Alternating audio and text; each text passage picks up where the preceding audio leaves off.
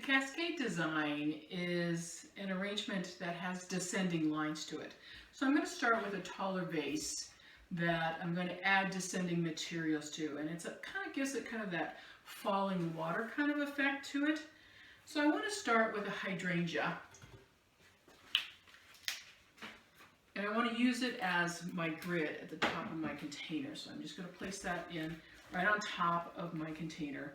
I also want to add some umbrella. I want to do a little bit of collaring all the way around just for support and just interest. And I have to do that at the beginning because I'm going to keep adding materials and doing layering at the top. This is a little big, so let's add this one to this side. So we'll add just a little bit of texture all the way through. So I've got this beautiful armature created at the top to create my grid.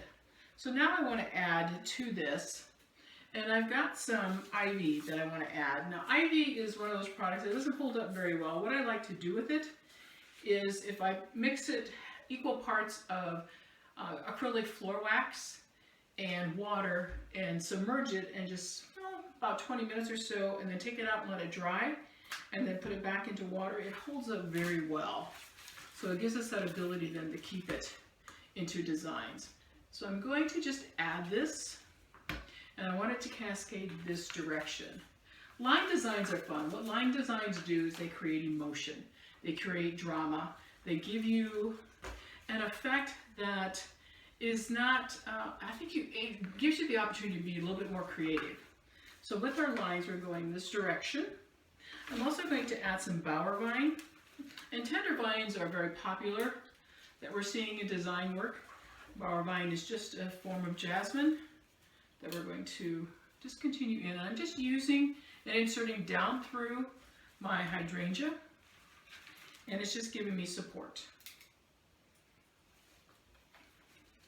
And the beautiful cascading motions that we have with all of these vines just give us that delicateness and that detail that we want with this particular design style, with this cascading.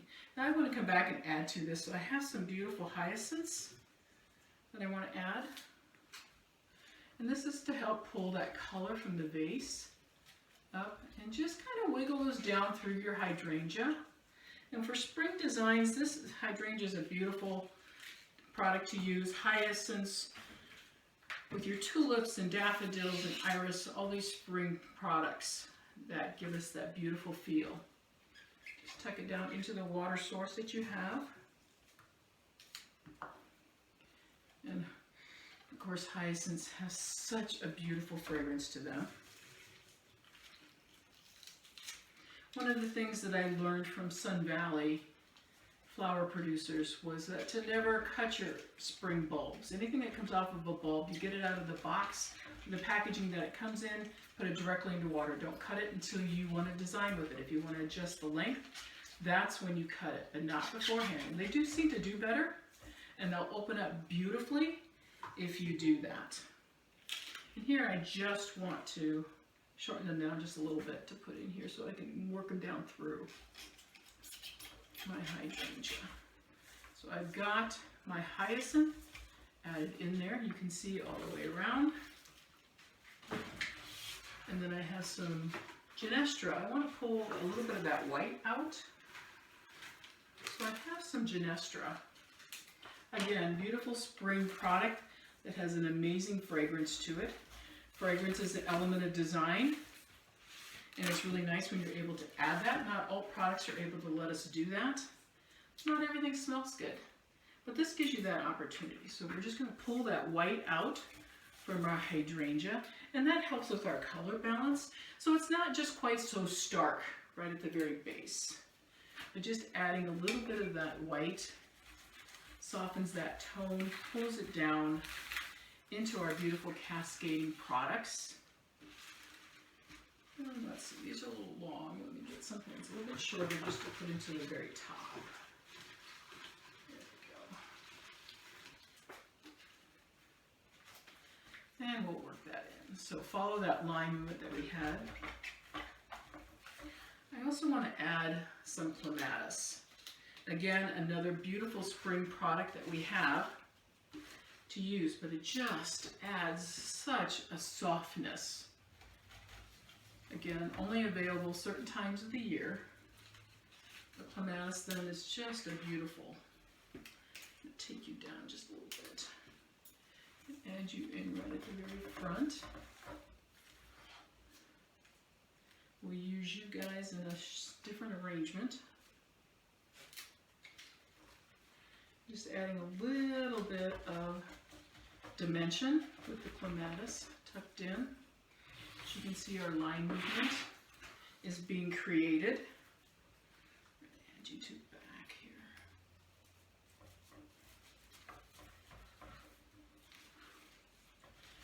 Tuck you right down in there. Then I also want to add a little bit more dimension to this.